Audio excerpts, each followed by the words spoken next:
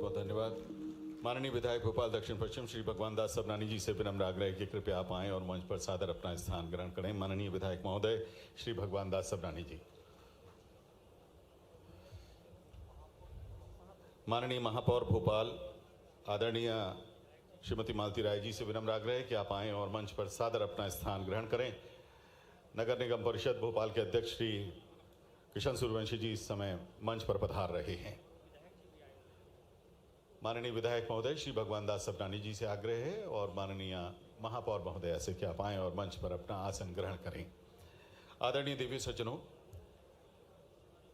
राज्य स्तरीय गौशाला सम्मेलन में आज माननीय मुख्यमंत्री महोदय के निवेदन को स्वीकार करके आप इस खचाखच भरे सभागार में उपस्थित हैं। प्रदेश के कोने कोने से माननीय मुख्यमंत्री जी की ओर से आप सभी का उनके घर में बहुत बहुत स्वागत, बहुत बहुत अभिनंदन।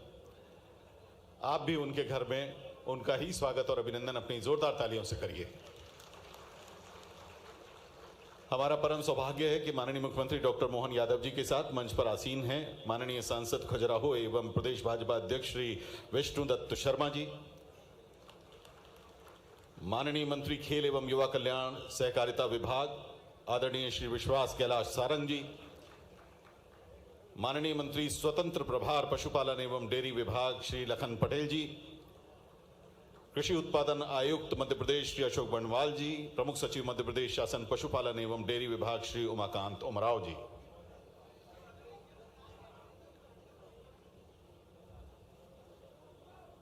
आदरणीय देवी सज्जनों, आप सभी की ओर से अब हम मंचीय विभूतियों का स्वागत आरंभ करने जा रहे हैं। बहुत ही संक्षिप्त स्वागत। माननीय मंत्री पशुपालन एवं डेयरी विभाग श्री लखन पटेल जी से हाथ जोड़ के प्रार्थना है कि आप माननीय मुख्यमंत्री जी का स्वागत एवं अभिनंदन करें। स्वागत और अभिनंदन में हम बहुत विनम्रता पूर्वक यहाँ एक तुलसी का पौधा,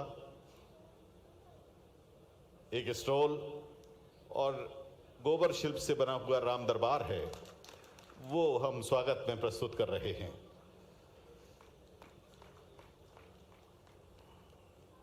ये राम दरबार ये गोबर शिल्प से बना हुआ है। माननीय मंत्री महोदय पशुपालन विभाग श्री लखन पटेल जी से विनम्र आग्रह है कि आप माननीय सांसद एवं प्रदेश भाजपा अध्यक्ष श्री विष्णुदत्त शर्मा जी का आप स्वागत करें। आदरणीय प्रमुख सचिव पशुपालन एवं डेयरी विभाग श्री उमाकांत उमराव जी से विनम्र आग्रह है कि आप कार्यक्रम की अध्यक्षता कर रहे माननीय मंत्री पशुपालन एवं डेयरी विभाग श्री लखन पटेल जी का स्वागत करें। जी सर। माननीय मंत्री महोदय पशुपालन एवं डेयरी विभाग सभी का स्वागत कर रहे हैं श्री लखन पटेल जी।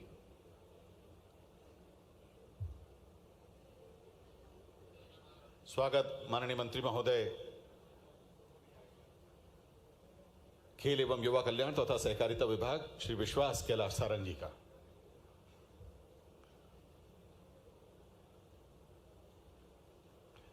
आइए सर, बैठिए सर। प्रमुख सचिव महोदय श्री उमाकांत उमराव जी से विनम्र आग्रह है कि आप माननीय मंत्री महोदय श्री लखन पटेल जी का स्वागत करें।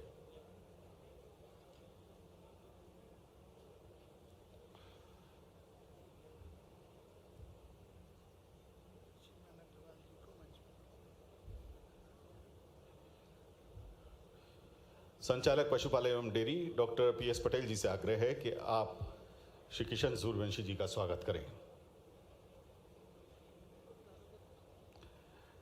विनम्र आग्रह आदरणीय श्री चिमन भाई अग्रवाल जी से कि आप आएं और मंच पर सादर अपना स्थान ग्रहण करें। हम माननीय मुख्यमंत्री जी के सामने ये विनम्रतापूर्वक ज्ञापित कर रहे हैं कि 9 अप्रैल 2024 से 12 अप्रैल 2025 तक प्रदेश भर में मनाए गए गौवंश रक्षा वर्ष के दौरान विश्व के प्रथम गौ अभ्यारण्य सालरिया में पूरे वर्ष भर चले आयोजनों का व्यय वहन करते हुए गौ माता की सेवा का पुण्य लाभ आदरणीय श्री चिमन भाई अग्रवाल जी ने अर्जित किया। हम उन्हें आदर के साथ मंच पर आमंत्रित करके सुशोभित कर रहे हैं और हमारे बीच में उपस्थित प्रबंध संचालक मध्य प्रदेश कुक्कुट विकास निगम डॉक्टर राजू रावत जी से निवेदन है कि आप आदरणीय अग्रवाल जी का स्वागत एवं अभिनंदन करें। प्रबंध संचालक महोदय स्वागत करेंगे। मंच पर अभी अभी पधारे हमारे बीच में उपस्थित श्री चिमन भाई अग्रवाल जी का।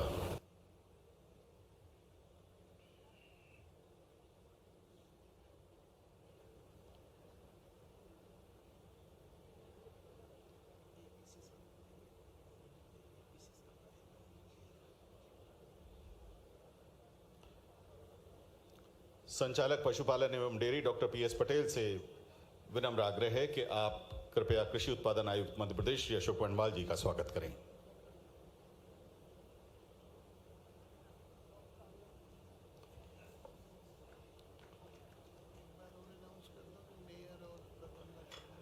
आदर के साथ निवेदन, माननीय विधायक महोदय श्री भगवान दास सबनानी जी तथा माननीय महापौर भोपाल श्रीमती मालती राय जी, आप आएं और मंच पर सादर अपना स्थान ग्रहण करें। बहुत बहुत धन्यवाद।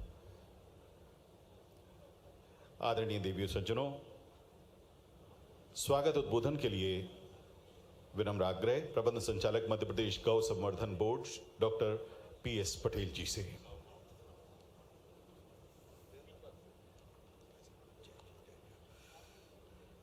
सम्माननीय मंच पर उपस्थित माननीय मुख्यमंत्री जी, माननीय विष्णुदत्त शर्मा जी, प्रदेश अध्यक्ष भारतीय जनता पार्टी, माननीय श्री विश्वास सारंग जी, माननीय श्री लखन पटेल साहब, आदरणीय कृषि उत्पादन आयुक्त महोदय, आदरणीय प्रमुख सचिव महोदय, माननीय किशन सूर्यवंशी जी और श्रद्धेय संतजन, गौ सेवा में संलग्न साथियों, मीडिया के बंधु, आप सबका इस कार्यक्रम में स्वागत है। हमें अत्यंत हर्ष के साथ कहना है कि आज प्रदेश स्तरीय गौशाला सम्मेलन हो रहा है और गोवंश में प्रदेश सर्वाधिक गौ संख्या है हमारी।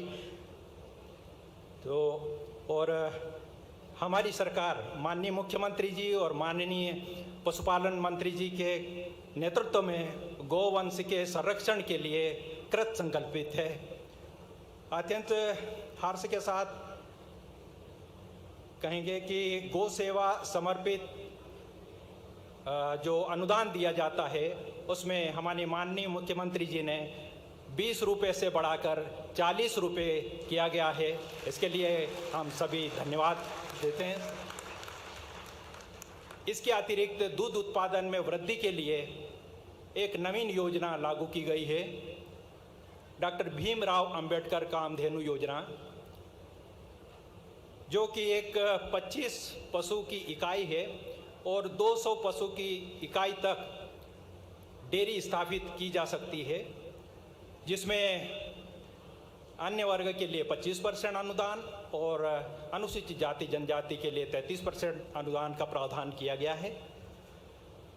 साथियों, इस सम्मेलन में गौ सेवा में जो अच्छा कार्य, उत्कृष्ट कार्य कर रहे हैं, ऐसे व्यक्तिगत और संस्थागत दोनों तरह से आज माननीय मुख्यमंत्री जी के कर कमलों से उनको पुरस्कृत किया जाएगा और आचार्य विद्यासागर जीव दया पुरस्कार योजना के अंतर्गत उनको पुरस्कृत किया जाएगा। इस कार्यक्रम में आप सब यहाँ पधारे हैं, उसके लिए अतिथियों, सम्मानित मंच, सभी का बहुत बहुत अभिनंदन, स्वागत, धन्यवाद। बहुत बहुत धन्यवाद। आदरणीय प्रबंध संचालक महोदय मध्य प्रदेश गौ संवर्धन बोर्ड, अभी हमारे साथ मंच पर पधारे माननीय विधायक महोदय भोपाल दक्षिण पश्चिम श्री भगवान दास सबनानी जी तथा माननीय महापौर भोपाल श्रीमती मालती राय जी का स्वागत करने के लिए हम निवेदन करेंगे मध्य प्रदेश कुक्कुट विकास निगम के प्रबंध संचालक महोदय डॉक्टर राजू रावत जी से कि आप दोनों ही विभूतियों का मंच पर स्वागत करें। स्वागत तुलसी का पौधा भेंट करके, एक स्टोल और उसके साथ साथ जो गोबर शिल्प से निर्मित भगवान दरबार है वो आदर के साथ हम स्वागत में भेंट कर रहे हैं। आदरणीय देवी सज्जनों, प्रदेश भर से पधारे आप सभी भाई बहनों का मुख्यमंत्री आवास पर आयोजित हो रहे इस सम्मेलन में बहुत बहुत स्वागत है। हम स्वागत कर रहे हैं माननीय विधायक महोदय का श्री भगवान दास सबरानी जी का।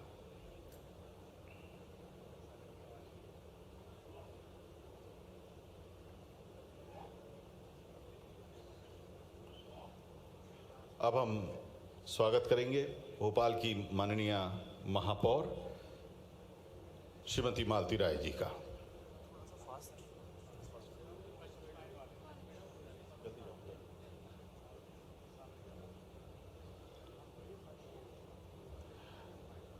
डॉक्टर राजू रावत स्वागत कर रहे हैं भोपाल की माननीय महापौर श्रीमती मालती राय जी का।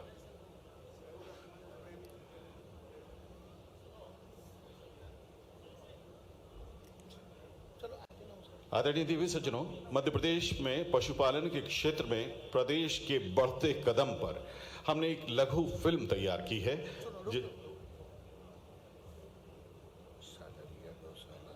कर नस्ल सुधार संबंधी कार्य विशेष तौर पर इस समिति द्वारा किए गए हैं और यहां भी गौ सेवा से जुड़े हुए कार्य किए जा रहे हैं। इस क्रम में अंतिम और 7वां पुरस्कार जो कि सांत्वना पुरस्कार है 50,000 रुपए का, वो दयोदय पशुधन संरक्षण समिति बैरागढ़ हरदा को दिया जा रहा है। गौशाला द्वारा 280 निराश्रित गौवंश का पालन किया जा रहा है। जैविक खाद के उत्पादन के साथ साथ उन्नत जैविक खेती के लिए किसानों को प्रोत्साहित किया जा रहा है। इसके अलावा गौशाला में अन्य कार्य भी किए जा रहे हैं।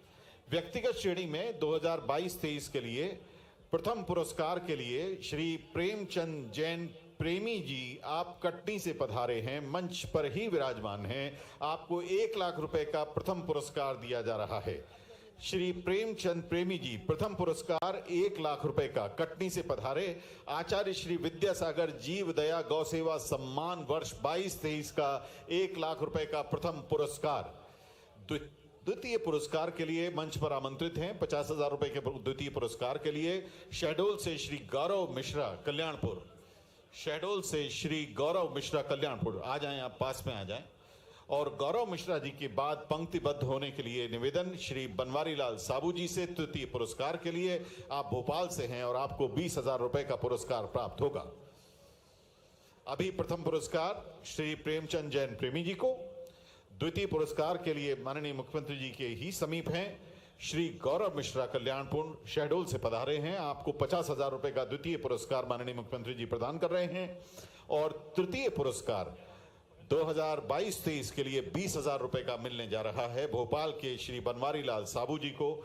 आपको माननीय मुख्यमंत्री जी अब 20,000 रुपए का तृतीय पुरस्कार प्रदान करेंगे।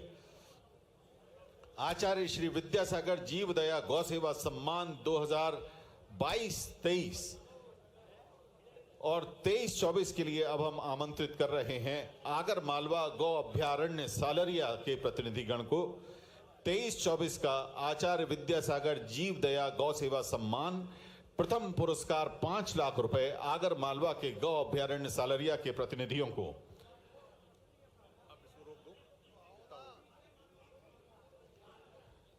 23-24 के पुरस्कार हम बाद में प्रदान करेंगे। आप लोग कृपया अपने स्थान पर बैठें। हम सभी को बाद में बुलाएंगे और आपको पुरस्कार प्रदान करेंगे। डॉक्टर भीमराव अंबेडकर कामधेनु योजना के अंतर्गत स्वीकृत आवेदनों को, जिसमें कि अपनी डेयरी आप स्थापित कर सकते हैं, अब हम यहां आमंत्रित कर रहे हैं नर्मदापुरम के श्री रितेश दुबे जी को। ग्राम सतवासा के श्री रितेश दुबे जी, ग्राम सतवासा नर्मदापुरम के श्री रितेश दुबे जी मंच पर आए। आपको एक गाय की डेयरी के लिए जो कि साहिवाल नस्ल की है, उसकी स्थापना के लिए माननीय मुख्यमंत्री जी बैंक की ओर से अधिकार पत्र जो कि लोन का लेटर है वो प्रदान करेंगे श्री रितेश दुबे जी। उसके बाद रायसेन से श्री नवल किशोर जी और रायसेन से श्री नीतेश शर्मा जी मंच पर आमंत्रित हैं। श्री रितेश दुबे जी, श्री नवल किशोर जी और श्री नीतेश शर्मा जी।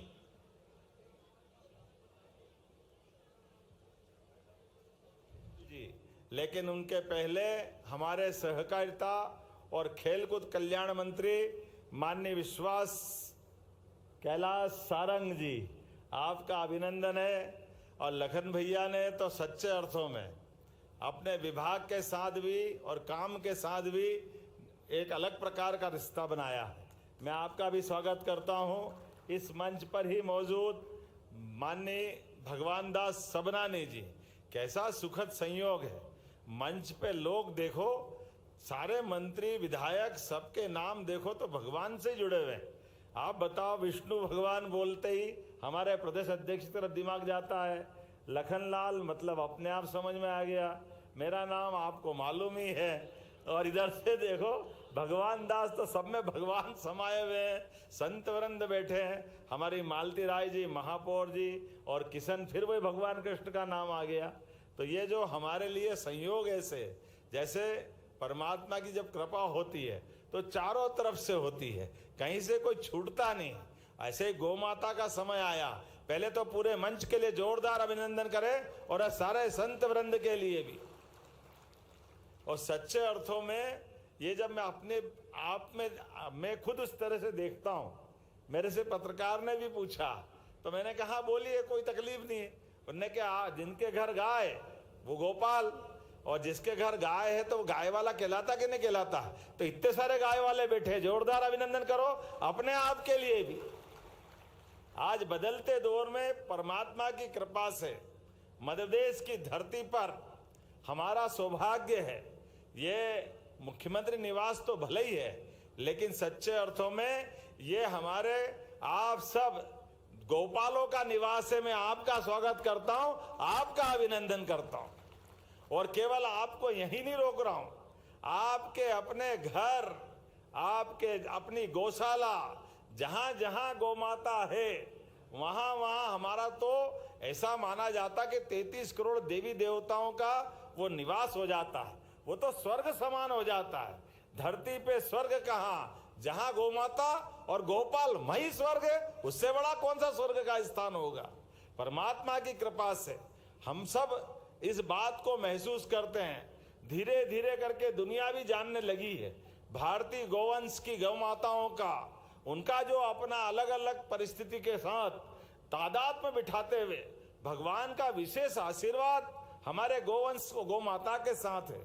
आज के इस अवसर पर जब हमारे राज्य स्तरीय गौशाला सम्मेलन की बात कर रहे हैं और यहाँ अलग अलग प्रकार की गौशालाओं के माध्यम से आप सबसे जब मैं बात कर रहा हूँ, तो ये बात तो सही है कि हमारे बीच में हमारा अपना जन्म भले अपनी माता ने दिया और हमारी माता की अपनी सीमा है, लेकिन जहां माँ की सीमा समाप्त होती है वहां से गौ माता की सीमा चालू होती है। ये अलग प्रकार की हमारी संस्कृति है। इसलिए हमारे घर के अंदर भी अन्न की अगर रोटी बनती है तो पहली रोटी पे हक हमारी गौ माता का होता है। ये हमारी संस्कृति है, ये प्रकृति से हमको जोड़ने का काम भी करती है। गौ माता का भी जीवन देखो, अपने बच्चे के लिए भी दूध देती है, लेकिन हमारे लिए भी अमृत बचा के रखती है। ये और कोई नहीं कर सकता, ये केवल गौ माता के ही अपने परमात्मा ने भाग्य में दिया है। और इसीलिए भगवान कृष्ण का भी कोई नाम बोलो मत बोलो, लेकिन जैसे ही गोपाल कृष्ण की जय बोलो वो आनंद में डूब जाते हैं। बोले गोपाल कृष्ण भगवान की। और इसीलिए जब भी ऋषि मुनियों का नाम आता है, कोई भी व्रत संकल्प की बात आती है, जीते जी तो ठीक है, शरीर भी छूटने वाला है, तो आखिरी में गोदान करा करके ऐसा लगता है कि परमात्मा ये जीवन तो धन्य कर दे, आगे की तेरी इच्छा है। भगवान भी प्रसन्न हो जाते हैं। ये परमात्मा की लीला है। और हमारे लिए तो आज बदलते दौर में एक बार जोरदार अभिनंदन करें यशस्वी प्रधानमंत्री श्रीमान नरेंद्र मोदी जी के माध्यम से। पूरा देश बदल रहा है, दुनिया देख रही है, हमारे अपने वर्तमान के देश का जो मान सम्मान बढ़ रहा है। और यशस्वी प्रधानमंत्री भी देश के अंदर सुशासन के लिए, देसी गौ नस्ल के बढ़ावे के लिए, और कितनी अच्छी वो पुंगरू नस्ल की गाय। अब गाय माता का भी क्या क्या रूप दिख रहा है, ये लीला पहली बार देख रहे हैं कि गाय माता बेडरूम से लेके कमरे में भी घूम रही है और अपना आनंद का एहसास करा रही है। ये जो हमारे बीच में, ये जो देखो आप समय कैसा बदलता है, ये उनको भी जवाब है। अरे ये पता नहीं कहां से आ जाते विदेशी लोग हम पे शासन करने, और आकर के क्या क्या छोड़ जाते भगवान जाने। हमारे यहाँ तो सुबह से गौ माता के साथ साथ गोधुली बेला की अपनी महत्ता रहती है शाम तक की। कोई मुहूर्त में किसी का विवाह संस्कार में कोई मुहूर्त मिले ना मिले, गोधूली भेजा के लगन हो जाए तो समझो जीवन धन्य हो जाता है। ये हमारी परंपरा थी हजारों सालों से। लेकिन बदलते दौर में वो गोधूली बेला पे भी ग्रहण लगने लगा, और जिनको हमारी संस्कृति पसंद नहीं है वो तो उस काल से, जब देवताओं का राक्षसों से द्वंद्व चलता आया है, हजारों साल से उस परंपरा के तो संकट है। कोई हमारे ऋषि मुनियों के हड्डियों के ढेर लगाते थे, वो राक्षस वृत्ति जो है, असुर वृत्ति के कारण से वो वृत्ति से प्रवृत्ति बनते हुए बदलते दौर में पता नहीं गौमाता ने किसी का कुछ नहीं बिगाड़ा, लेकिन दृष्टि में दोष और व्यवस्थाओं में खोट, इसका परिणाम निकलता है। उसका परिणाम कैसे निकलता है? देश आजाद हो गया। आजादी के बाद देश के अंदर हमारे सभी संसाधनों के बलबूते पर जिस जीवन शैली से हजारों लाखों करोड़ों सालों से भारत की पहचान बनी आई थी, उस पहचान को पहचानने के बजाय नादानी की तरफ कदम बढ़ाए गए। और नादानी की तरफ कदम बढ़ाने के दुष्परिणाम क्या आए आप अपन सब देख रहे हैं। हमारे गांव की, हमारी प्राचीन गांव के अंदर, गांव तो महात्मा गांधी जी के शब्दों में भारत की आत्मा सच्चे अर्थों में गांवों में ही बसती थी। लेकिन दुर्भाग्य के साथ गांव और गाय का संबंध अलग अलग नहीं होता है, लेकिन योजनाबद्ध तरीके से वो तो भला हो। सरदार वल्लभ भाई पटेल का जोरदार अभिनंदन करो, जिनने अपना अमूल के माध्यम से सहकारिता के आधार पर देश भर में आदर्श मॉडल बना करके अमूल के ब्रांड के आधार पर हमारे गांवों का भला करना है, किसानों का भला करना है, तो खेती बाड़ी तो अच्छी करो, लेकिन खेती बाड़ी के साथ साथ हमारे दूध उत्पादन को भी बढ़ावा दिलवाओ और उसमें भागीदार कर लो। फसल तो आएगी 1 महीने, 3 महीने, 6 महीने, अलग अलग सीजन में, लेकिन रोज नगद अगर कहीं होता है तो दूध उत्पादन के माध्यम से होता है। इसलिए अमूल का प्लांट कितना जबरदस्त रूप से बना करके चलाया, हम जाने अनजाने उसमें से सरदार वल्लभ भाई पटेल का और उन नेताओं का नाम गायब कर देते हैं, और जिनको अपन ने नौकरी से रखा उनकी बात करने लग जाते हैं। लेकिन आज बदलते दौर में हमारी सरकार ने भी तय किया है, आज अपने प्रदेश के अंदर यशस्वी प्रधानमंत्री के आशीर्वाद से हमने कहा कि कृषि उत्पादन में अगर मध्य प्रदेश देश में नंबर 1 की स्थिति में जा रहा है, तो दूध उत्पादन में भी नंबर 1 होना चाहिए, दूध की राजधानी बनना चाहिए मध्य प्रदेश। अरे अपने इस प्रदेश के ऊपर परमात्मा ने सब पे कृपा की है। यूं तो भारत ही पूरा सुंदर है, लेकिन अगर बाकी राज्यों की तुलना करें तो हमको ज्यादा सुख थोड़ा ज्यादा ही मिला है। नदियों का मायका है मध्य प्रदेश, वनों से आच्छादित है मध्य प्रदेश, भोले भाले और गोपालों से आच्छादित है मध्य प्रदेश। इसलिए कोई आंधी तूफान, कोई समुद्र का संकट, बाकी की झंझट वो कुछ नहीं है। हमारा संबंध गोमाता से, गोपालों का जो संबंध है, उस संबंधों के बलबूते पर हम मध्य प्रदेश के आर्थिक व्यवस्था में भी दूध का बड़ा महत्व उसको स्थापित करने की दिशा में आगे बढ़ रहे हैं। तो जब मैं आपके साथ बात कर रहा हूं तो ये मैं आंकड़ा देख रहा था, 2002-03 तक हमारे इस विभाग का, पशुपालन विभाग का बजट कितना था लखन भैया? कितना था? 300 करोड़। और बाद में गए साल कितना करा है? 2600 करोड़। ये है हमारी सरकार, जोरदार अभिनंदन करो। कहां 300 करोड़, कहां 2600 करोड़। और कांग्रेस के समय जब मैं उनको बोलता हूं उनको मिर्ची लगती है, एक बार नहीं 100 बार लगे। अरे जैसा करोगे भरोगे, हम क्या करने वाले, तुम्हारे कर्म ही ऐसे। कांग्रेस ने क्या क्या नाटक नहीं किए महाराज जी। गाय का दूध नहीं खरीदना है, गाय को, गोमाता को पशुपालन से योजनाबद्ध तरीके से बाहर करना। ये गली गली मारे मारे घूमने के लिए षड्यंत्र कैसा किया, उस षड्यंत्र पे अगर बात करना चाहें, कांग्रेसियों को माफी मांगना चाहिए। इनने दूध खरीदने में एक नियम लगा दिया कि फैट से दूध खरीदेंगे। अब सीधे सीधे नहीं बोल रहे हैं कि भैंस का ही खरीदेंगे। अरे क्या मालूम क्या चक्कर है, जब अपने यहाँ गोवंश की इतनी भरमार है, और गाय का दूध पतला होता है, भैंस का मोटा होता है। अब कोई भी गोमाता का दूध लेके जब भी दूध संघ पे पास जाए तो कहते आपका दूध नहीं खरीद सकते। और मजे की बात देखो कैसी उल्टी गंगा बहती। भैंस का दूध दूध वाले को बेचो या डेयरी पे बेच दो, और वो पानी मिला के गाय का दूध सबको बत्ती दे रहे हैं, वो चलेगा। लेकिन गाय का दूध कोई खरीद के देने आए, लेने आए, तो उसका प्रतिबंध लगा दोगे, ये कैसे चलेगा? हमने निर्णय किया है अब गाय का दूध भी उसी सम्मान से खरीदेंगे जो हमारी सरकार की भावना के आधार पर किसानों की सद्भावना का सम्मान करेगी। गौमाता का जो दूध है, अरे वो तो अमृत समान है सच्चे अर्थों में। अगर आपको आहार में और कुछ मिले ना मिले, गौमाता के दूध का पान कर लो, वो समूचा आहार हो जाता है, आपका जीवन धन्य हो जाता है। जब हम इस दिशा में आगे बढ़ रहे हैं तो आज अपने गौवंश संरक्षण की बात भी करेंगे, और संवर्धन के साथ साथ प्रदेश सरकार के अंदर गौ सेवा पालकों का सम्मान करते हुए अलग अलग प्रकार के गौशाला संचालन के सभी प्रकार की योजनाओं का एक साथ हम अपने इस विभाग के माध्यम से आधुनिक समय की दृष्टि से जोड़ करके बढ़ रहे हैं। जब हमने गौशालाओं की बात की है तो गौशाला आजकल हाईटेक गौशाला, एक अंग्रेजी का शब्द बढ़ गया। वो अंग्रेजी के शब्द बढ़ने में हाईटेक शब्द का मतलब क्या हो गया?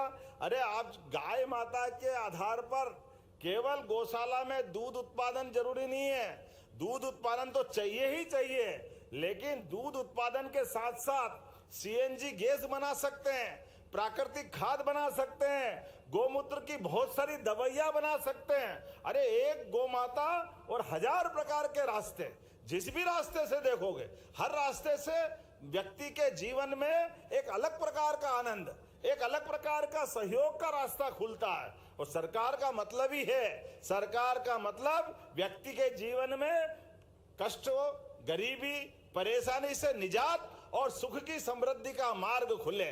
और ये मार्ग हमें पक्का भरोसा है ये गौमाता के माध्यम से आ रहा है, और निश्चित रूप से बदलते दौर में मध्य प्रदेश बदलने की तरफ आगे बढ़ रहा है। आज जब यहाँ हम गौमाता की बात कर रहे हैं तो हमारे माध्यम से जब मैं यहाँ अलग अलग लोगों को पुरस्कार दे रहा था और जानकारी भी ले रहा था, तो ध्यान में क्या क्या आ रहा है, कितने प्रकार से और काम कर सकते हैं। आज हमने 20 रुपए से गौमाता का प्रति गौमाता की दृष्टि से गौशाला को स्वावलंबी बनाते हुए 20 का 40 रुपया मध्य प्रदेश सरकार ने ये बड़ी सौगात देने का काम किया है। गौशाला के लिए 40 रुपया महत्व नहीं है, लेकिन 40 से बड़ी हमारी भावना है कि हाँ हम इस बात को मानते हैं कि हाँ हमको गौशाला भाग भी बोला जाएगा। हमारे मंत्रालय से अगर गोपालन नहीं जुड़ेगा, गोपाल नहीं जुड़ेगा तो फायदा क्या है? विभाग के साथ हमारी जो मूल भावना है कि हाँ हम गौमाता के आधार पर इस विभाग का सम्मान देना चाहते हैं, तो इसलिए उस विभाग से बढ़ेंगे। और उतना ही नहीं, देसी गौशालाओं के अंदर अभी आपके माध्यम से दूध, सीएनजी, खाद, प्राकृतिक खाद, लेकिन अब जिनके घर में गौमाताएं हैं और गोपालन की हमारी जो योजना है, 25 से ज्यादा गाय के अगर 1 यूनिट मानते हैं तो 25% अनुदान, अर्थात 40 लाख की गाय अगर आप खरीद के लाओगे दूध उत्पादन के माध्यम से सरकार के लिए, तो सरकार आपको 10 लाख रुपए का अनुदान देगी। केवल 30 लाख लौटाना है, 10 लाख आपको सरकार के माध्यम से दिए जाएंगे, ताकि केवल गौशाला में नहीं, व्यक्तिगत रूप से भी लोग अपने घर में गाय पालन को प्रोत्साहन दे। और उससे आगे बढ़ करके अब हमने कहा कि जिन जिन के घर में गौशाला है और उनकी खेती बाड़ी है, अगर वो खेती करते हैं तो प्राकृतिक खेती के माध्यम से जो जो लाभ देने वाले हैं वो अपने घर के गाय के गोबर से, गोमूत्र से कीटनाशक बनाए, दवाई बनाए, खाद बनाए, सब प्रकार की व्यवस्था जुटाए। तो उसके लिए भी हमारी प्राकृतिक फसल खरीदने के लिए उनका पंजीयन करते हुए, ऐसे ही है ना वर्णवाल जी, प्राकृतिक खेती को बढ़ावा देते हुए हमारे उनको उसकी आय भी बढ़ाएंगे। अभी गेहूं बेचते 2600 रुपये क्विंटल, और प्राकृतिक हो गया तो क्या क्विंटल मिलेगा? 4 से 5,000 रुपए क्विंटल। तो आम के आम गुठली के दाम हुए कि नहीं? जोरदार अभिनंदन करो हमारी अपने प्रत्येक किसान की आय बढ़ाने के लिए। और केवल फसल में हमारी गेहूं और ये फसल नहीं, अगर बागवानी करते हैं, साग भाजी बेचते हैं, और ऐसी जैविक खाद के लिए भी सभी प्रकार की फसलों के साथ हमारे लिए दैनिक जीवन में प्राकृतिक रूप से ये सारी फसलों को प्रोत्साहन देने के लिए हमारी इस योजना में आने वाले समय में कृषि विभाग को भी जोड़ करके आपके साथ आपकी जिंदगी में ये नया एक रास्ता खोलने का प्रयास करेंगे। जब मैं आपसे बात कर रहा हूं तो इसके साथ साथ आने वाले समय में और बदलते हुए खास करके हमारी गौशालाओं का प्रयोग भी बदला है। हमने जब योजना बनाई थी तो बड़ा डर लग रहा था कि हमारी योजनाओं के बलबूते पे गौशालाओं से काम चलेगा, डरा देते थे अधिकारी भी और जनता भी डरा देती थी। लाखों गौशालाओं की गौ माताएं गौशाला में नहीं है, सड़कों पे है। लेकिन 1 साल से भी कम समय हुआ है, एक तरह से क्रांति हुई है। अब बड़े बड़े नगर में भी, कहाँ ये उज्जैन, भोपाल, ग्वालियर ने तो गजब कर दिया। 9,000 से ज्यादा गौ माताएं है। और अभी भी कह रहे हैं महाराज जी, अपने प्रदेश के अंदर अगर राजमार्गों पे आवारा, लावारिस, बूढ़ी, अपाहिज अगर गाय माता मिलेगी, उस गाय माता को ससम्मान हम गौशाला में पहुंचा करके गाय की भी जान बचाएंगे और अपनी भावना का भी सम्मान करेंगे। अरे गौ माता को कोई सड़क पे टक्कर मार जाए, वो बेजान जानवर तड़पता रहे, कितना दुख होता है। लेकिन ये कोई समझते नहीं है। कई बार नादानी में लोग बोल देते हैं ये क्या हो जाता है बरसात में, न क्या हो जाता है। ये गाय को क्या सड़क पे पसंद आती कि सड़क पे बीच में वो बैठती है। कई बार तो इतना गलत शब्द भी बोलते कि बोलते शर्म आती है कि जान करते ये जो घटना घटती है, गौ माता की कई बार मृत्यु हो जाती है, गौ माता की कुछ घटना घट जाती है। हमने कहा भाई तुमने कभी गाय नहीं पाली और गाय का मनोभाव नहीं समझा, तुम ऐसी बात कर रहे हो। तो उन्होंने कहा क्या हो गया, क्यों बैठती गाय सड़क पे आकर के। हमने कहा बहुत सरल बात है, गौ माता भी हमारे समान संवेदनशील है। बरसात में मक्खी, मच्छर, कीड़े मकोड़े ज्यादा गीले जमीन पे और बाकी जगह परेशानी होती है, तो गौ माता को बैठने के लिए सड़क सूखी लगती है, अच्छी सड़क, इसलिए सूखी सड़क पे बैठती है। और दूसरी बात, वो जो मच्छर मक्खी जो उस पे बैठते भिनभिनाते हैं, अब वो पूंछ से जितनी भगाती बाकी वो भगाए कैसे, तो बड़ी मुश्किल आती। जब संख्या बढ़ जाती है तो पास में से जो गाड़ी जाती आती है उसकी हवा उसको बहुत अच्छी लगती है, और मक्खी मच्छर परवारे भग जाते हैं तो उसको लगता है ये पंखे चल रहे हैं मेरे लिए, तो वो आमतौर पर उसके लिए बैठती।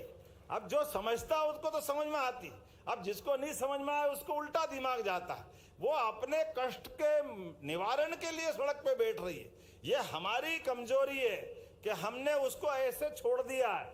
इसलिए हमारी सरकार ने निर्णय किया है कि अपने रोड के ऊपर बैठने वाली गौ माताओं को गौशाला पहुंचा करके हम उनका यथा योग्य प्रकार से उनके अवेयरनेस का काम करेंगे, उनको पशुपालन का काम करेंगे, ताकि ये सड़क पे गौशाला में उनके अपना जहाँ जगह वहां पहुंचे। लेकिन उससे आगे बढ़कर भी अभी तो हमने कहा कि आप घर में पालो, यहाँ जो गौशाला है वो है, लेकिन इसी बजट में 30 गौशालाएं निकाली है कि आप 5,000 से बड़ी गौशाला अगर खोलना चाहते हो तो आपको उसके लिए भी 20 की बजाय 40 रुपया प्रति गौमाता देंगे, 125 एकड़ जमीन भी देंगे।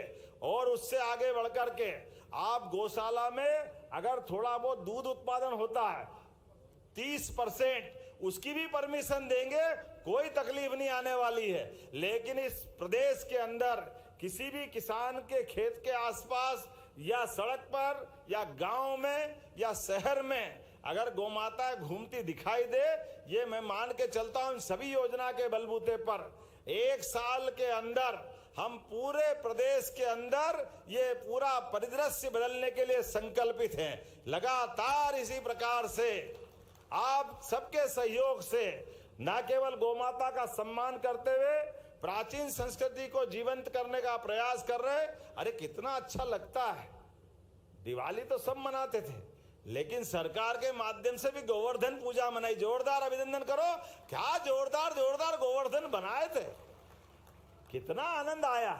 मैं महाराज जी वो वहां गया था श्योपुर के गोवर्धन में, अरे आपने वहां बुलाया था ग्वालियर, अरे हर जगह ऐसा लगता गोवर्धन पूजा भी 2-4 दिन मनाओ, इतनी जगह बढ़िया बढ़िया कार्यक्रम हो रहे थे।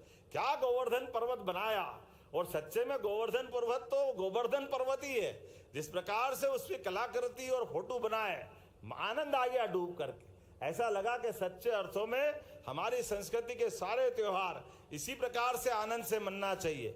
इसलिए आज के इस अवसर पर जब मैं आपसे बात कर रहा हूं तो मान के चलता हूं कि लगातार एक के बाद एक सभी प्रकार की योजनाओं के आधार पर आज 7 गौशालाएं पुरस्कृत हुई। जोरदार अभिनंदन करें हमारे अपने आचार्य विद्यासागर जीव दया गौ सेवा सम्मान के माध्यम से ये 7 गौशालाएं पुरस्कृत हुई है। और डॉक्टर भीमराव अंबेडकर के माध्यम से 3 हितग्राहियों को स्वीकृति पत्र के साथ नवीन गौशालाओं के पंजीयन प्रमाण पत्र भी दिए गए। जोरदार अभिनंदन करें इस आधार पर भी।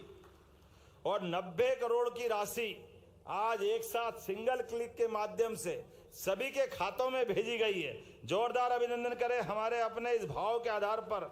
सवाल 90 करोड़ का नहीं है, अगर हमको 900 करोड़ भी देना पड़े तो सरकार पीछे आने को तैयार नहीं है। लगातार सरकार इस दिशा में आगे बढ़ती जाएगी। आज हमने नवीन खास करके निराश्रित गौवंश की समस्या के निवारण के लिए सरकार की सर्वोच्च प्राथमिकता है। इसलिए हमने 73 गौशालाओं के पंजीकरण के प्रमाण पत्र भी आज ही दे रहे हैं। लगातार इस पंजीकरण के अभियान को भी हम चलाते हुए इसी तरह से आगे बढ़ाते जा रहे हैं।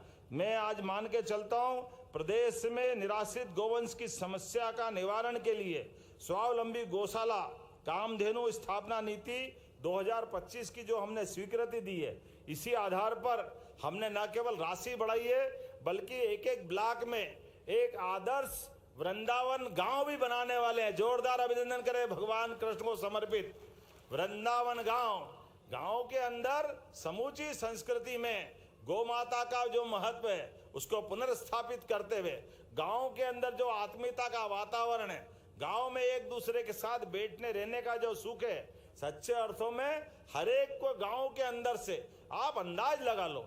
अपने देश के अंदर कुपोषण की समस्या में हम कुछ भी करते रहे, कुपोषण की कठिनाई को दूर करना है। अरे जिसके घर एक गाय दूध वाली पहुंच जाए पूरा घर अपने आप में आनंद में डूब जाता है। गाय का कुपोषण दूध का मामला है, बच्चों को दूध मिल जाए, गर्भवती महिला को दूध मिल जाए, यही तो जरूरत पड़ती है जिसमें संपूर्ण पौष्टिक सभी प्रकार के पोषक तत्व हैं, सभी विटामिन मिलते हैं। कहाँ अलग से कोई जरूरत पड़ती। लेकिन कोई बात नहीं, जब जागे तब सवेरा हमारी सरकार ने निर्णय किया है, इसी दिशा में हम लगातार आगे बढ़ रहे हैं। और अब तो रीवा, सतना, दमोह, देवास, विदिशा, ग्वालियर, आगर मालवा एकीकृत बायोगैस संयंत्रों के स्थापना करते हुए गौशाला के माध्यम से भी सीएनजी गैस का कैसे उत्पादन होता है और हमारे ग्राम में भी अर्थव्यवस्था गौशाला आधारित पर कैसे मजबूत हो सकती है, इस दिशा में भी काम कर रहे हैं। जब मैं पर्यावरण की बात कर रहा हूं तो गौमूत्र से वर्मी कंपोस्ट,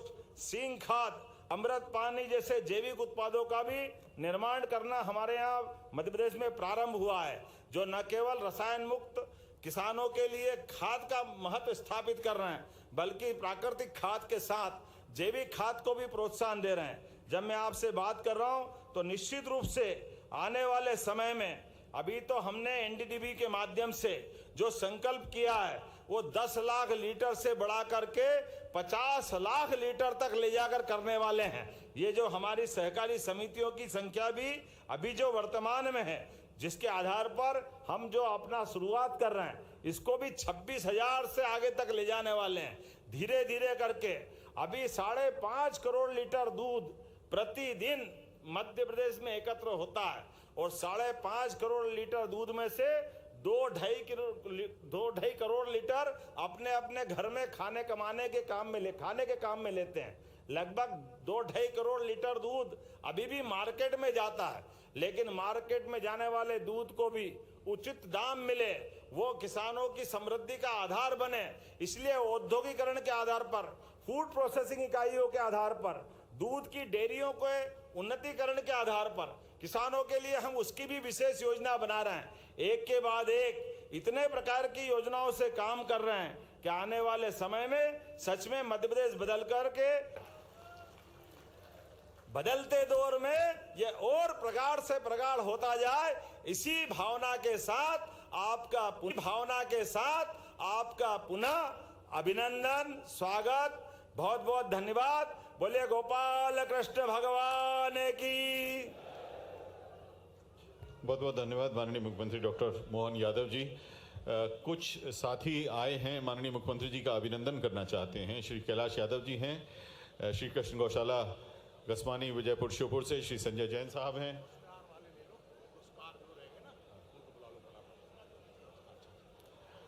तो जो लोग अभिनंदन करना चाहते हैं वो मंच के पास में आ जाएं। थोड़ी देर में उस तरफ हम चलेंगे।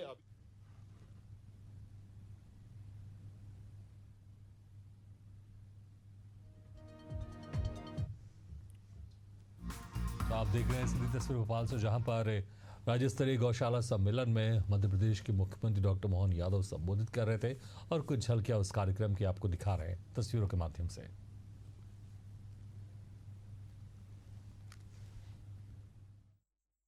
समझता हूं कि हम में से सब लोग मोदी जी की 11 साल की खूबियों को भी जानते हैं, अपने भोपाल की सरकार की, राज्य सरकार की। तो मुझे लगता है कि संवाद दोनों तरफ से होना चाहिए। तो माननीय अध्यक्ष जी के लिए जोरदार ताली बजाएं। खूब अच्छे से बात रख दी सारी। ये आपको शुरुआती टिप्स दे दी गई एक तरह से, जिसपे से वैसे तो हम सबको अनुभव है ही। हमारी महामंत्री कविता जी ने भी बहुत अच्छे से बात रखी है। तो मैं अपने 11 साल की माननीय मोदी जी की विकास परक योजनाओं के संदर्भ में हम आपस में संवाद करें, ठीक रहेगा ना? ये करना चाहिएगा। तो अपन कहीं से भी शुरू कर सकते हैं। हमको सबसे अच्छा क्या लगा, एक एक किसी किसी क्षेत्र की बात करेंगे। तो स्पेसिफिक रूप से कोई भी हाथ खड़ा करेगा तो माइक वहां तक दे सकते हैं। थोड़ा जवान बाद में हाथ खड़ा करे तो भी चल जाएगा। कहीं भी दे, कहीं से दे, शुरू करें। दे दो माइक, दो लाइए। भाई साहब, माननीय प्रधानमंत्री जी ने जो माननीय प्रधानमंत्री जी ने जो सौर ऊर्जा के ऊपर सोचा और जिसका फायदा हम प्राकृतिक रूप से उठाते हुए हर घर को फायदा भी मिल रहा है और उसके कारण प्राकृतिक संसाधन का हम उपयोग भी कर पा रहे हैं, वो एक सबसे बड़ा फायदा हमें मिला। बहुत अच्छा। अपने लिए सौर ऊर्जा से भी बिजली मिलती है, इस पे काम माननीय मोदी जी की सरकार ने किया। जरा भैया का नाम क्या बताया, नाम भी बताते जाएं। भाई साहब, मैं सुनील गुप्ता, व्यवसायिक रूप से अधिवक्ता। वाह, बहुत अच्छा। सुनील जी के लिए ताली वाली बजा दो भैया।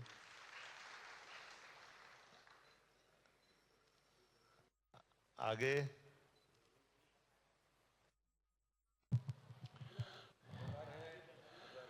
मैं रवि गगरानी, भोपाल निवासी हूं। सबसे जो अच्छी बात हुई है इन 11 सालों में मोदी जी के नेतृत्व में, वो थी देश के स्वाभिमान को पूरे विश्व में अंकित कर देने की। आज भारत के नाम पर पूरा विश्व मतलब बड़ा गर्व से भारतीय कहते हैं कि हम उस देश के हैं जहां पर अब किसी प्रकार का भय नहीं है।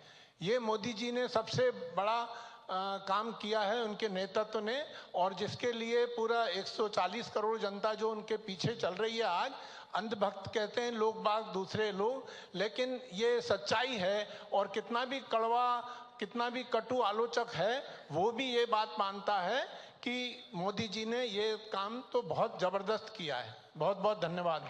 रवि गगरानी मेरा नाम। रवि जी बहुत अच्छे, आपने भी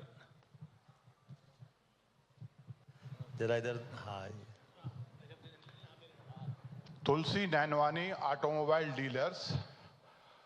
हम ऐसा महसूस करते हैं कि जो हमारे प्रधानमंत्री आदरणीय मोदी जी के 11 कार्यकाल है, उसमें सबसे ज़्यादा काम हमें जो दिखा, इंफ्रास्ट्रक्चर, रोडों की और ओवरब्रिज, ओवरफ्लाई, इस दिशा में बहुत अच्छा काम हुआ है।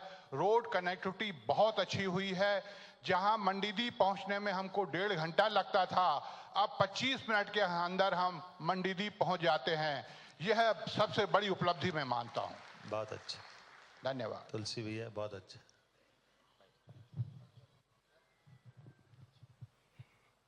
मैं मनोज मी खूं करडाई से। माननीय मुख्यमंत्री जी और भाजपा के अध्यक्ष महोदय, आपको संबोधित करता हूं कि ये चूँकि भोपाल ज़िले का प्रोग्राम है और रविंद्र जी जैसा बेहतर अध्यक्ष आपने हमें दिया है। हम पिछले कई समय से भोपाल के लिए, भोपाल के बेहतर विकास के लिए काम कर रहे हैं। एक रिपोर्ट हमने माननीय मुख्यमंत्री जी को GIS के टाइम सौंपी थी जिसका नाम कमाल का भोपाल है, और उसमें कई बिंदु थे जिनको लगातार इम्प्लीमेंट भी किया जा रहा है।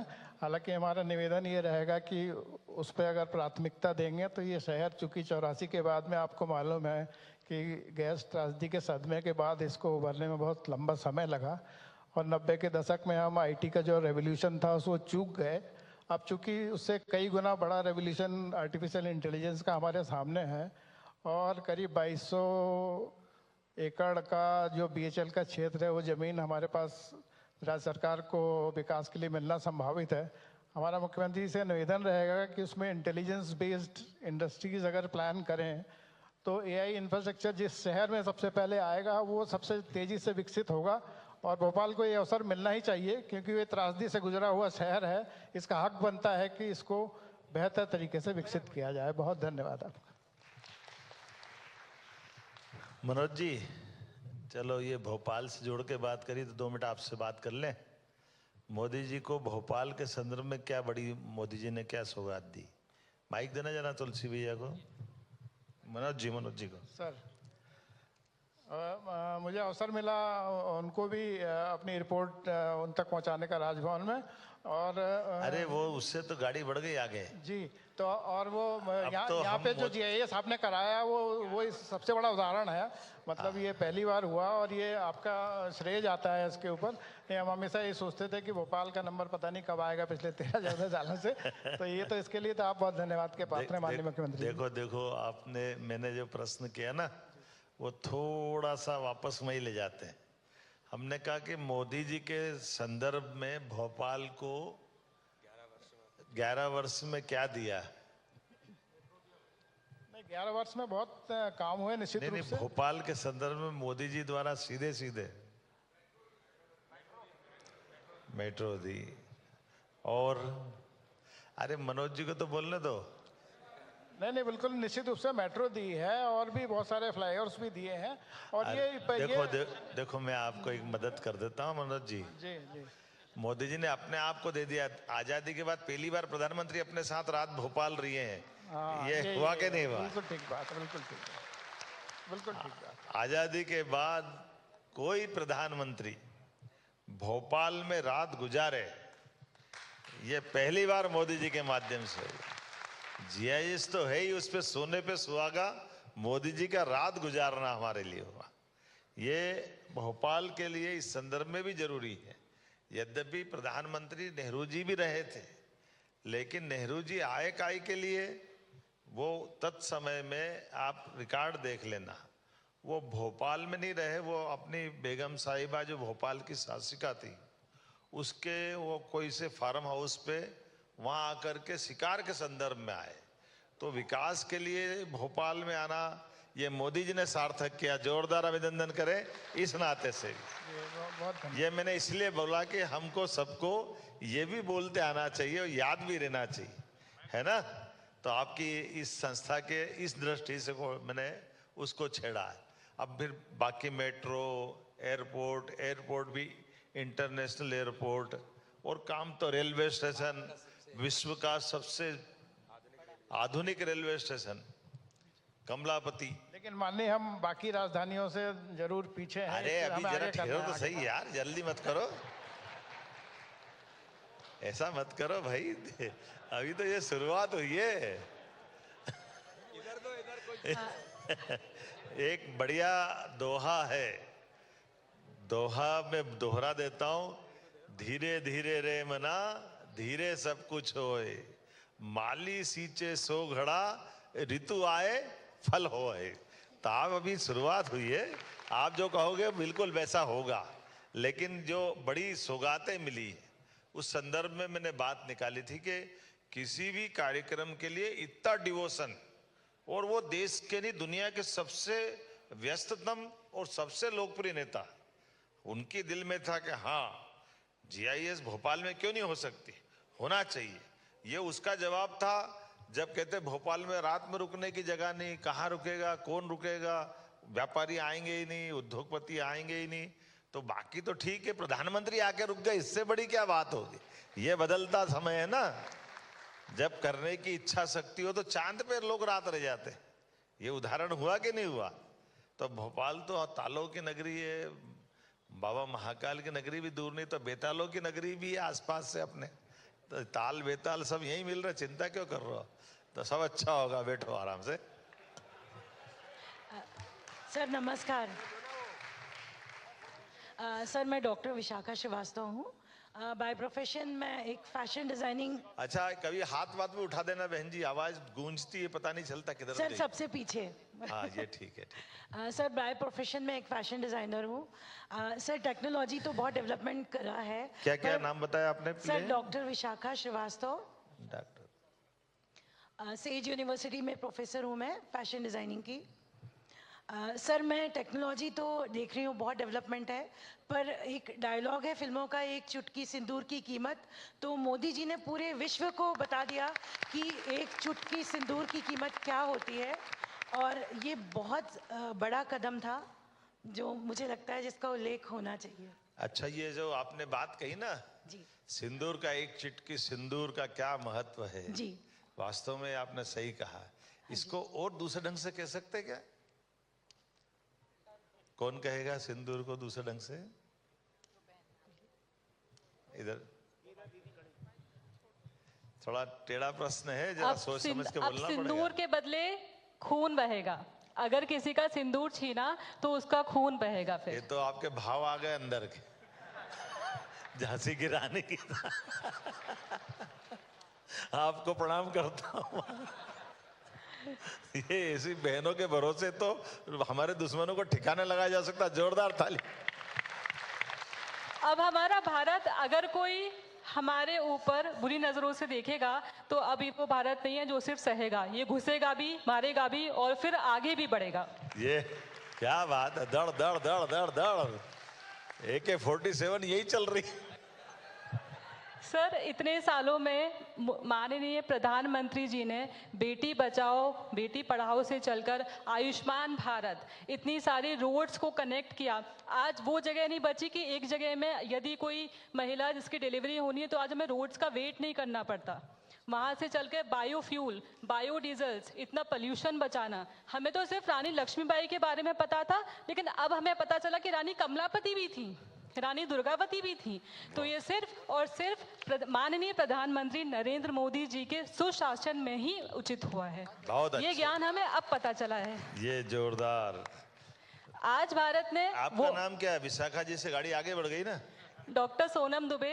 डॉक्टर सोनम दुबे क्या करते हैं डॉक्टर साहब? मैं दंत चिकित्सक हूँ, डेंटिस्ट, भोपाल। अच्छा, दांत तोड़ना जानते? सर टूटे हुए दांतों को जोड़ना, जैसे भारत ने एक एक टुकड़े को जोड़कर अखंड भारत बताया है अब। ये ठीक है, बिल्कुल। मैं ऋषि कवि ने नदी के पक्ष में जो कहा, जो उद्घोष किया, वहां से चलकर आधुनिक कवि तक पूरी कविता की जो यात्रा है विहंगम, उसे समोने की कोशिश इस पृथ्वी पानी का देश ग्रंथ में की गई है। जलधरा एक और हमारा महत्वपूर्ण प्रकाशन है। हम राजेश्वर त्रिवेदी से निवेदन करते हैं कि वे उसके संकलन करता है इन निबंधों के, इस साहित्य के। वीर भारत न्यास ने इसे प्रकाशित किया है। और हम बता दें आपको कि यह पुस्तक भारत की प्राचीन जल परंपरा और नदियों के साथ ही भारतीय वाङ्मय में जल और उसके महत्व को प्रस्तुत करती है। इस पुस्तक के एक खंड में वैश्विक परंपरा में जल और विश्व की कुछ प्रमुख नदियों के विषय में महत्वपूर्ण जानकारी संग्रहित की गई है। माननीय मुख्यमंत्री जी, अन्य मंचासी महानुभाव मिलकर इस ग्रंथ का उद्घाटन करें।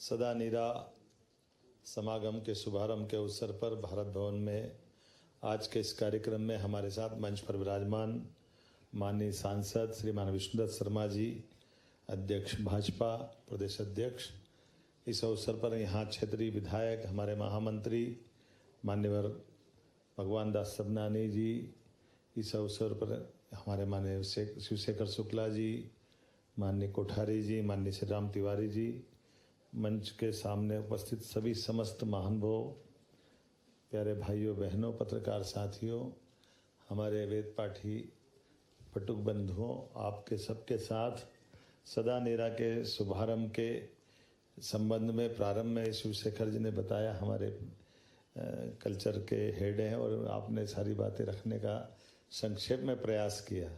मैं भी इस बात से ही सहमत हूँ। हमारे लिए जल का क्या महत्व है, दुनिया आज जल की तरफ बढ़ती है तो ध्यान में आता है, जैसा कहा गया है, तीसरा विश्व युद्ध जल से होगा, जल के लिए होगा।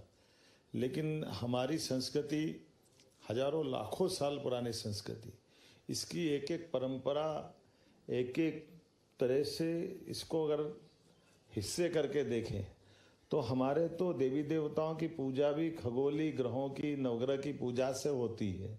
जल बिना संकल्प पूरा नहीं होता है। अपने यहाँ तो कितनी इसके संबंध में महत्ता है। और व्यक्तिगत जीवन में भी देखो तो आदमी के खाने से, बगैर खाना खाए 30 दिन तक वो जिंदा रह सकता है, लेकिन बगैर जल के उसका जीवन उसके एकदम से बहुत थोड़ी अवस्था रहता है। और आखिरी में आकर के ऑक्सीजन पर टिकती है कि ऑक्सीजन मिनट 2 मिनट से भी कम ज़्यादा हुई तो व्यक्ति के प्राण निकल जाते हैं। लेकिन अब इसको अपने शरीर की ऊर्जा से जोड़ के देखो तो हर जगह ऑक्सीजन उपस्थित है। जल में भी H2O, 1 हाइड्रोजन और 2 ऑक्सीजन, इसी का तो हिस्सा है, इसके बाहर कहाँ आ सकता है। तो हम जल भी ले रहे हैं, लेकिन जल से ले क्या रहे हैं, जल से ऑक्सीजन ले रहे हैं। और ये परमात्मा की लीला है। ये गुब्बारा ऐसा है, जिस गुब्बारे की हवा बाहर है और गुब्बारा अंदर है, क्या बोलेंगे इसको, ऐसा दुनिया में गुब्बारा पृथ्वी है, जिसके बाहर हवा है और अंदर गुब्बारा हमारा सबका जीवन है। लेकिन इसकी विशेषता ये कि हवा कहीं बिखरती नहीं है। जहाँ जहाँ पृथ्वी घूमती है, हवा उसके चारों तरफ से मई घूमती रहती है चारों तरफ से। और ये परमात्मा की लीला है। हमारे लिए तो बनते पर्वत के हिम शिखर, वो आखिर जाकर देखो तो वहाँ कोई झरने नहीं है गंगा जी के अवतरण के स्थान पर, गंगोत्री में, लेकिन वो ऑक्सीजन ही है जो वहाँ ऊपर जाने से जम गई, पहाड़ पे बर्फ हो गई और जब पिघल के आई तो वापस जल के रूप में आ गई। लेकिन ये जल की इस यात्रा में हमारी जो एक दूसरे के साथ अवलंबित यात्रा, एक दूसरे पे निर्भरता की यात्रा है, इसमें हमारे लिए हजारों साल से वनों के अंदर ऋषि मुनियों का जीवन रहता है। लेकिन ऋषि मुनियों के लिए राज्यों की सीमा छोटी पड़ जाती है, उनको राज्य की सीमा से नहीं बांध सकते। ऐसे जल के लिए भी यही मान्यता है हमारे हजारों साल से। और हम तो आखिरी में भी गंगा जल की इच्छा से शरीर छोड़ने वाले देश, जिसमें गंगा जी मिल जाए तो जीवन धन्य हो जाए।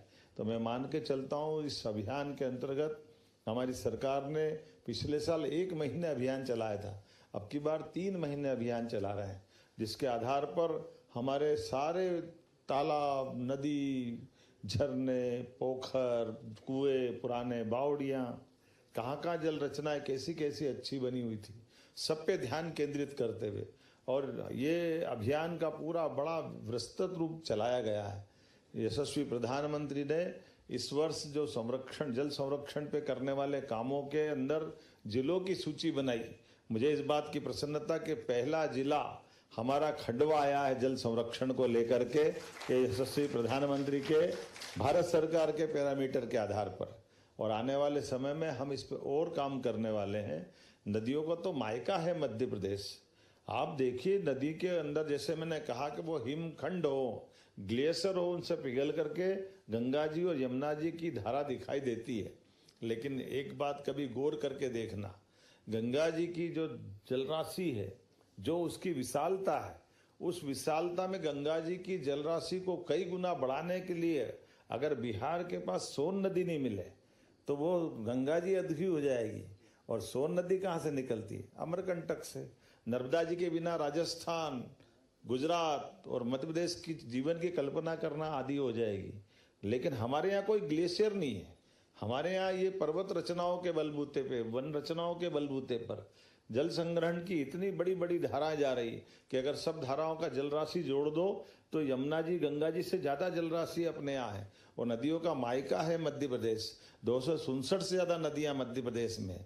और कितना सुंदर संयोजन किया है, आधुनिक तकनीक के साथ प्राचीन परंपराओं को जोड़ते हुए सदा नीरा में सब चीजों को जोड़ करके एक तरह से इसके बारे में जो कल्पना की गई थी उसका साकार रूप देने का प्रयास इस सदा नीरा के माध्यम से हुआ है। सैटेलाइट के माध्यम से हमारी जल रचनाओं की पुरानी से पुरानी वो सारी स्थितियों को अभी आकलन करके उसका आपने दस्तावेजीकरण किया है, कई सारी पुस्तकों का प्रकाशन किया है। हमारी सरकार ने तो नर्मदा जी की परिक्रमा पथ को भी संयोजन का काम किया है कि हम अपने तमाम प्रकार के घाट, अन्न क्षेत्र, देवालय, वो जो परंपरा में जो परिक्रमावासी यात्रा करते हैं उनके सारे प्रबंधन करेंगे। अभी छिपरा जी में जब सिंहस्थ आएगा तो छिपरा जी के घाट हमने सिंहस्थ में टुकड़े टुकड़े में बनाते थे, लेकिन अब की बार लगभग 15-15 किलोमीटर के 30 किलोमीटर घाट बना रहे हैं। 5 करोड़ लोग 24 घंटे में स्नान कर लेंगे। ये प्रबंधन उज्जैन में हम कर करके ये हमारी अपनी प्रतिबद्धता बता रहे हैं, क्योंकि वो परंपरा है। कभी आपका ध्यान जाता होगा कि नहाने की इच्छा क्यों होती है, कभी अपना ध्यान जाएगा कि नहाने से जो आनंद मिलता है और नहाने का महत्व क्या है। तो नहाने का महत्व, स्नान का महत्व हमारे आदि संबंध अपने उदय से जुड़ता है कि जब जल जीव जो उत्पन्न हुए वो जल जीव से निकलकर थलचल नभचर सब बने, तो हमारी उत्पत्ति के प्रारंभिक माता पिता जल से है। इसलिए हमको एक बार अपने माँ बाप के पास जो सुख आनंद मिलता है वो स्नान से मिलता, वो स्फूर्ति आती, आनंद आती है। इसलिए सब स्नान की इच्छा रखते हैं। इसलिए हमारे जीवन में ये जो हम 10 is equal to 10